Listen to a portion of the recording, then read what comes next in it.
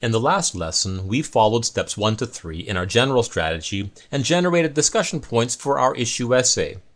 When we did that, we came up with the following discussion points. In this lesson, we'll take these points and write an essay defending our position. Now, as I mentioned in an earlier lesson, everyone should develop a template for each of the 2 essays in the analytical writing section. The template I'll suggest here is just one option. So feel free to create your own, but just keep in mind that all essays should follow the same basic approach. Begin by telling readers what you're going to say, then tell them what you want to say, and finally end your essay by reminding readers what you just told them.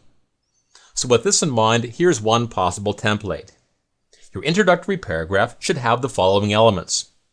For the first sentence, paraphrase the issue to show that you fully understand the issue and its complexities. In the remaining sentences, state your position and summarize your reasons for taking this stance. So an introductory paragraph might look something like this. Great, the reader now knows exactly where this essay is going. Next, you can devote one paragraph for each of your points, beginning with your best point. Now, each of these paragraphs will have the same structure. State your point, elaborate on your point and/or provide an example, and most importantly, relate the point to your position. For example, for the first point about the school's role to prepare students, we might write something like this.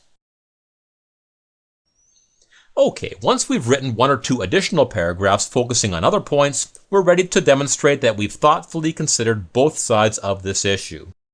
To this end, the opposing side paragraph can have the following structure. First, state the point for the other side. Then state your rebuttal.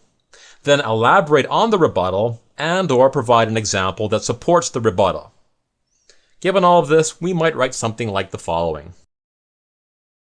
At this point, you can either devote a second paragraph to another opposing point and rebuttal, or you can write the conclusion paragraph. The conclusion paragraph can have the following structure. Briefly restate the points for your position, and then restate the position. So we might write the following. And that's pretty much it. As you've seen, it's very important to develop a template for your issue essay well before test day. If you can develop a strong template, then you need only generate some discussion points and simply plug them in to your template. Now, one possible issue template is the one we just examined, or you can create your own. Now, on a final note, I'd like to remind you that all possible prompts for the issue essay can be found on the ETS website. So be sure to browse the issues and practice writing some essays.